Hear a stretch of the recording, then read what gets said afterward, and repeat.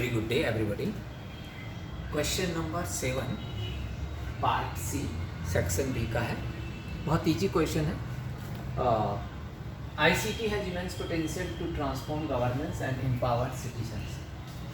ठीक है, तो सीधे इसमें आपको ये लिखना है कि आईसीटी का यूज़ कहाँ हो रहा है प्रशासन में, और केस स्टडीज़ आप देख सकते हैं हमारी नोट्स में तो है ही। अगर आपको कोई लेटेस्ट केस स्टडीज़ मिलती हैं तो वो आप लिख सकते हैं अपने आसपास से। प्रशासन किस तरह से जन शिकायत निवारण में, किस तरह से पॉलिसी इम्प्लीमेंटेशन में, किस तरह से पीपल्स टारगेट ग्रुप तक पहुंचने में आईसीटी का यूज़ कर रहा है।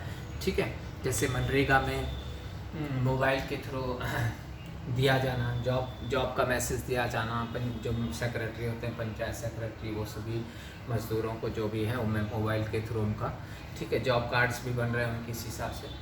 तो जो कुछ केस स्टडीज़ अगर आपके आसपास हों तो आप वो लिख सकते हैं। और ये डायग्राम बेसिक डायग्राम है जो आप बना सकते हैं कि आईसीटी के द्वारा हम स्मार्ट गवर्नमेंट दे पा रहे हैं, टेप मैनेजमेंट दे पा रहे हैं। स्मार्ट का मतलब है S for simple, M for moral, R for accountable, A for accountable, R for responsible, T for transparent. ठीक है, सिंपल हो गया है कि government is now mouse click away.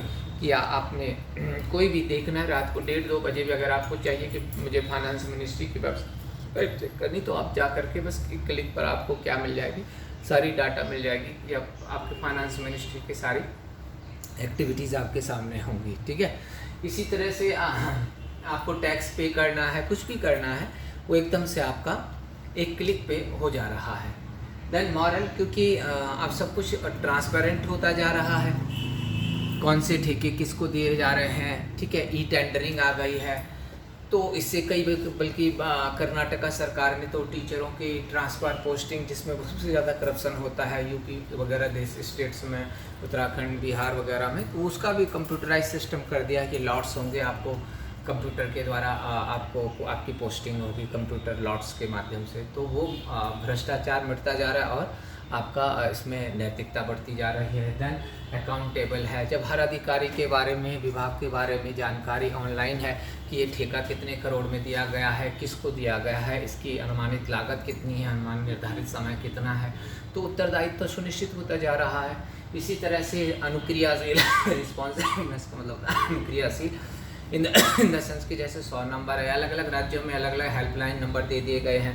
पहले क्या था कि भाई किसी के घर में चोरी हुई तो दूसरे दिन थाने जाएगा, थाने में 10 बातें पूछी जाएंगी, फिर वो एफआईआर दर्ज करेंगे कि नहीं करेंगे। लेकिन अगर आप सिस्टम ये है कि कंप्यूटरी असिस्टेड डिस्पैच, ठीक है, तो उसमें आप 100 नंबर पे कॉल करते हैं, 100 नंबर मास्टर कंट्रोल रूम में जाती है, वहाँ से वो कॉल डाइवर्ट हो जाती है जहाँ जिस लोकेशन से आ रहे उधर के नियर बाई पीसीआर वैन को, ठीक है, पुलिस कंट्रोल रूम को, और वहाँ से जो 10 मिनट 15 मिनट में आपको पुलिस सहायता मिल जाती है। तो ये अनुक्रियाशीलता का उदाहरण है।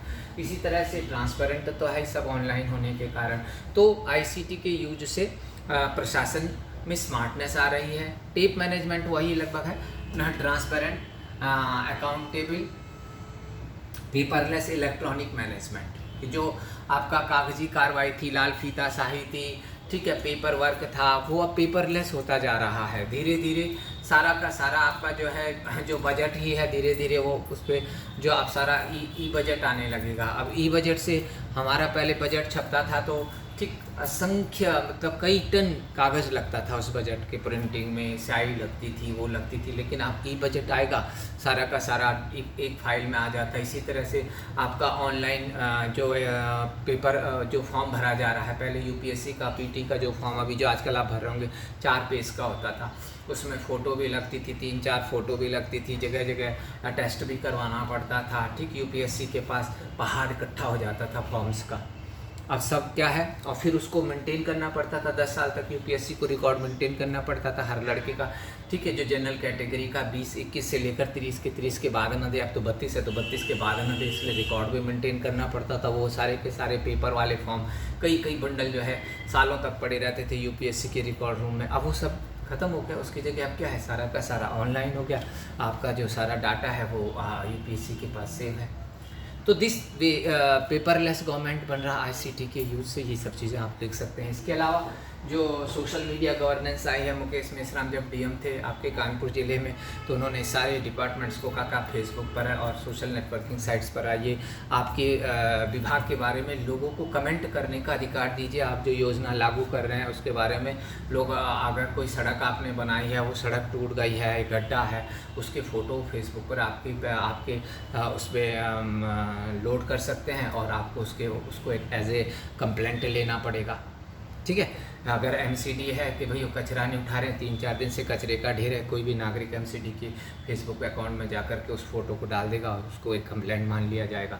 ठीक है, तो इस तरह से ये अनुक्रियाशीलता का उदाहरण है और त्वरित प्रशासन का उदाहरण है। इसी तरह से मोबाइल गवर्नेंस से जानकारी बिहार सरकार, जैसे क्वेश्चन में पूछा गया कि एम्पावर कर सकता है, तो बिहार सरकार का जो जानकारी कार्यक्रम है कि आप मोबाइल के द्वारा आरटीआई का एप्लीकेशन दे सकते हैं, राइट इन्फॉर्मेशन जानकारी प्राप्त कर सकते हैं। ठीक है, इसी तरह से जन सुविधा केंद्र झांसी के जो डीएम थे मिस्टर आमोद कुमार, उन्होंने शुरू किया था कि भाई जो ऑनलाइन कंप्लेंट्स आएंगी उनको वैसे ही हम उससे सॉल्व करेंगे जैसे कस्टमर केयर प्राइवेट कंपनियां करती हैं। ठीक है, 24 घंटे में, 3 दिन में और 1 हफ्ते में, इस तरह से उन्होंने कंप्लेंट्स को कैटेगराइज किया था कि कौन सी कंप्लेंट 24 घंटे में हल हो जानी चाहिए, कौन 1 हफ्ते में, कौन मैक्सिमम 1 महीने में। उससे क्या होता था कि बहुत त्वरित जन शिकायत निवारण होता था, लोगों को बहुत राहत मिलती थी। तो इस तरह से आईटीसी का उपयोग करके प्रशासन को हम उत्तरदायी भी बना सकते हैं, संवेदनशील भी बना सकते हैं, अनुक्रियाशील भी बना सकते हैं। नीति निर्माण में जन सहभागिता जुटाने के लिए भी आईसीटी का उपयोग हो रहा है। ठीक है, प्रोएक्टिव पॉलिसी, अग्र सक्रिय लोक नीति, इंटरएक्टिव पॉलिसी, अंतरक्रियात्मक लोक नीति और को प्रोडक्शन ऑफ पब्लिक पॉलिसी या लोक नीतियों का उत्पादन। इसके लिए आप व्यापक चर्चा के लिए लोक नीति वाले अध्याय में लोक नीति वाले वीडियोस आप हमारी पब्लिक पॉलिसी वाले वीडियोस को भी देख सकते हैं। तो this way all these things are very well documented in our notes. इससे जुड़ी हुई जो केस स्टडीज़ हैं वो भी आपको नोट्स में मिलेंगी। Case study 8 case studies notes में है। बेंगलोर 1 केस स्टडी, 9 नई दिशा हरियाणा।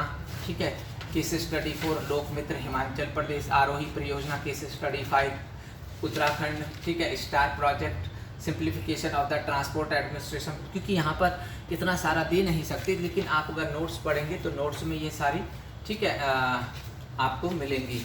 ठीक, अंत में ज्ञानदूत परियोजना मध्य प्रदेश सरकार और केस स्टडी जनमित्र परियोजना राजस्थान, केस स्टडी ज्ञानदूत परियोजना Madhya Pradesh, Warana wired village project Maharashtra, case study 3, case study 4 Lokmitra Himachal. तो इस तरह से आप ये देख सकते हैं कि ये सारा आपको नोट्स में पूरा मिल जाएगा। ठीक है, ये है आपका cybernetic state and various dimensions. ठीक, स्मार्ट गवर्नमेंट वगैरह वाला जो पूरा है इसका। ठीक है, तो अगर आपको ज़्यादा इसमें डिटेल पढ़ना होगा तो आप नोट्स से